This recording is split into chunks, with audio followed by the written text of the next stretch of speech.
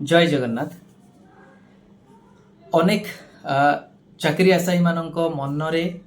आउ social media रे गोटे चर्चा चली जे ऑनरेबल सुप्रीम कोर्ट रिसेंटली जो जजमेंट देइछंती सेथिरे क्लियरली गोटे एस्पेक्ट समस्त नजर को आसी जे जड़े हायर क्वालिफाइड पर्सन जो जॉबटा गोटे लोअर क्वालिफिकेशन पई उद्दिष्ट सेथिरे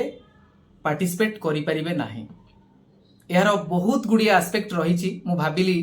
जे बिंग एन एडवोकेट मोर जहाँ एनालिसिस रही व्यक्तिगत मत आपण मान सहित शेयर करी कहीं अनेक रॉन्ग इंटरप्रिटेशन भी होची। चेष्टा करिबा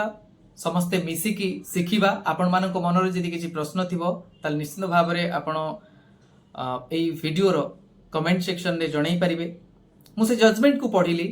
बहुत गुड़ी एस्पेक्ट को देखिली जोटा कि सिविल सर्विस प्रिपेयर जदि आपण करूथिबे, एडवोकेट हेतिबे बा अन्य केही भी हेतिबे, निश्चित भाव में आम समस्तक पई शिखिबार आवश्यकता रही। ए जो जजमेंट आसी से केस टी थिला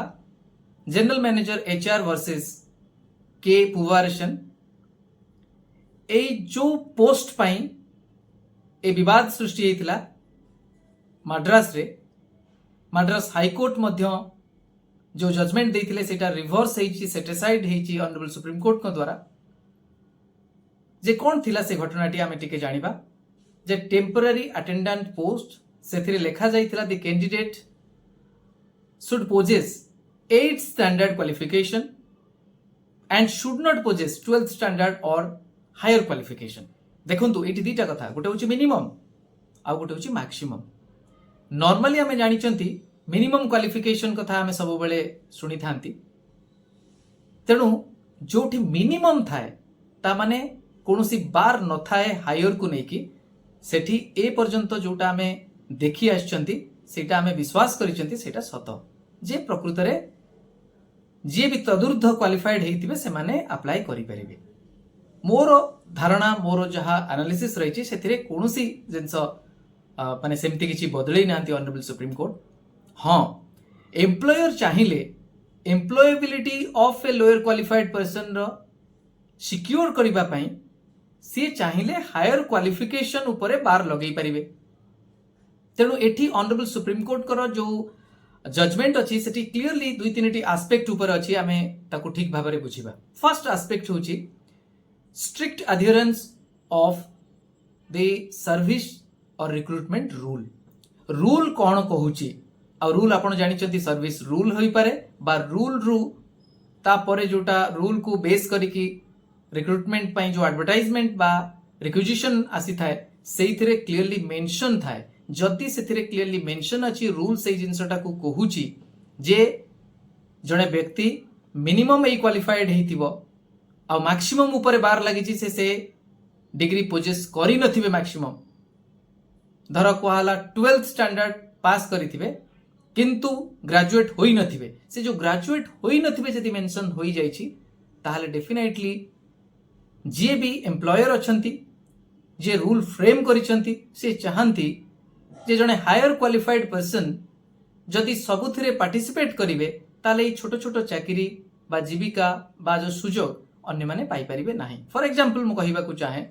जदि आईटीआई पई कोनोसी पोस्ट उद्दिष्ट रहिछि सेठी जदि क्लियरली मेंशन हैला जे आवेदनकारी जने डिप्लोमा होल्डर बा डिग्रीधारी होई नथिबे इंजीनियरिंग रे ताहाले आपण सेई माने ही अप्लाई करि परिबे जो मानक पाखरे डिप्लोमा बा डिग्री नाही, केवल आईटीआई सर्टिफिकेट रहिछि। एटा काहे की करा जाउछि आपण माने समस्त जानि परथुबे। नॉर्मली एउडा का हमें देखिबा को पांती नाही किंतु गोटे छोट छोट चाकरी रे एटा एथि पई रखा जाउछि। आपण निजे भाबंतु जदि गोटे पियन चाकरी पई बा आहुरी अटेंडेंट पोस्ट पई छोटिया छोटिया जिंस पई जदि सेठी लेखा जाइछि जे एई डिग्री से अष्टम श्रेणी पास करिथिबे किंतु द्वादश बा तदुर्थ होई नथिबे ता माने से चाहुचंती जे एई पोस्ट पई जो माने कोनोसी ना कोनोसी कारण बेसी शिक्षित होई पारि नांती से माने नियंतु, नहले अन्य सबु चाकरी जो माने हायर क्वालिफाइड अछंती से माने नै जिवे। आपण ए कथा भी कहि पारंती जे एम्प्लॉयमेंट